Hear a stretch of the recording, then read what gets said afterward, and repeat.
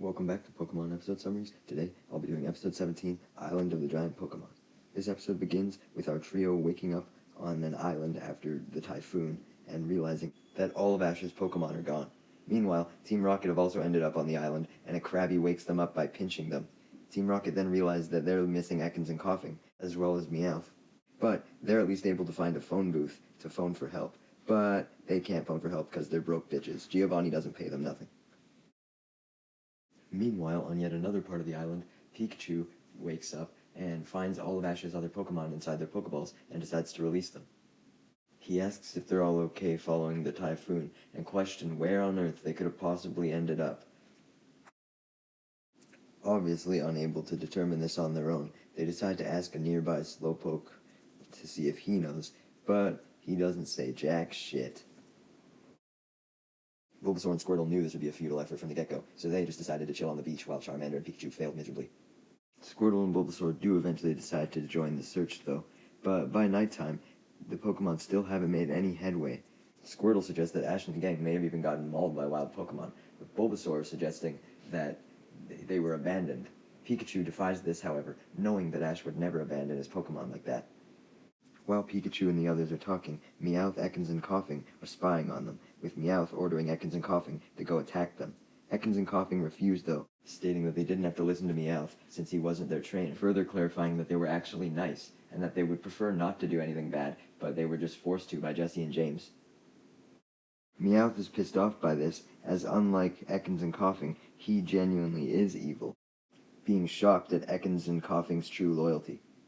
Without their help, he's unable to successfully attack Pikachu and the others, and is tied up. Ekans and Coughing join forces with Pikachu and the others, and they each explain their situation of losing their trainers, with Bulbasaur still insisting that Ash may have potentially abandoned them. Pikachu denies it yet again, though, which gives Ekans and Coughing hope that Jesse and James were kind enough to do the same. But why would you have faith in Team Rocket, man? Meowth can only listen to the conversation as he's tied up, and is denied very hard by Squirtle when he asks for food. Just then, a giant Rhydon somehow appears and frightens the hell out of everyone, so they all run away, leaving Meowth tied up, much to his dismay. Thankfully, Pikachu comes back for him, though, because Pikachu is just fucking way too kind. I would have left Meowth high and dry. But Meowth isn't even fucking grateful either. He's just like, oh yeah, whatever, man. Fuck you, Meowth. Continuing this trend of abnormally large Pokemon, it gets even weirder as Ash and the gang are being chased by a giant Zapdos. Zapdos being a legendary, like how the fuck is it giant too? That's fucking insane.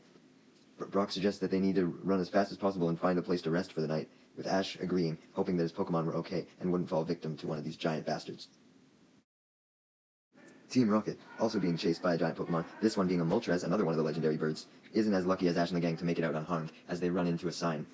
They are knocked out by this, and it successfully manages to convince the Moltres that they disappeared, so the Moltres leaves them alone. After having a dream featuring the Slowpoke about having a very, very luxurious meal, as opposed to the random fruits on the island, Pikachu and the others wake up the next morning. As for what Jesse and James are doing the next morning, they're back in the phone booth, with Jesse coming up with the idea to let Giovanni himself pay for their call. Since he's rich as fuck anyway, so he does not need the money. Although he does pick up the phone, he quickly hangs up when Team Rocket launches straight into their motto, being obviously annoyed by it. Man, I can't believe this guy was annoyed by their motto after only hearing it once. The rest of us had to hear it in every single goddamn episode. Without Giovanni's help, they're forced to resort to a second measure, which is to follow the telephone wire, hoping it'll lead them to civilization. When they start following it, though, it only leads them to a Pikachu. This Pikachu isn't Ash's like they originally assumed, but rather a huge one that's over 50 feet tall. This continues the trend of finding mysteriously huge Pokemon, which is further continued when Ash, Brock, and Misty see a giant Charizard, and all of the Pokemon see a giant Blastoise. Team Rocket try to get away from their situation as the Pikachu crushes the phone booth, while Squirtle is coerced by the other Pokemon to try and ask the Blastoise for directions. With Squirtle being the pre-evolved form of Blastoise, they assume that he would have the most luck, but the Blastoise is obviously of no help, and just absolutely obliterates Squirtle with its Hydro Pump attack. Eventually, the Pokemon then stumble upon yet another giant Pokemon, this time being a Venusaur. With Bulbasaur being the younger variant this time, he's the one asked to try and reason with this Venusaur, but just like Squirtle, is too intimidated to do so, going as far as to say that he was an orphan, meaning that just because Venusaur was the evolved form of him doesn't mean they were related in any way. The other Pokemon, minus Squirtle thankfully, because that'd be hypocritical as fuck, call Bulbasaur a massive coward. Jesse and James follow the phone cord to a minecart, despite the phone booth being destroyed, but they're being chased by a giant Kabutops on the way. Dude, these fucking giant Pokemon just keep coming out of nowhere. Team Rocket, having bad luck as usual, finds that the cart is actually heading backwards, so they actually just doomed themselves even more, now heading straight for the Kabutops. To make matters worse, the Kabutops gets caught in the phone wire and starts getting dragged along by the cart. Some fucking Looney Tunes ass shit right there. And the goofs and gaffs only escalate from there as Ash and the gang encounter the giant Pikachu, which also gets caught in the phone wire as Team Rocket pass by it, which sends the Pikachu tumbling down, getting dragged along by the cart with the Kabutops. This constant dragging is causing immense damage to the land's terrain, and it even breaks off where Ash and the gang are standing, so they fall, coincidentally landing in Team Rocket's cart.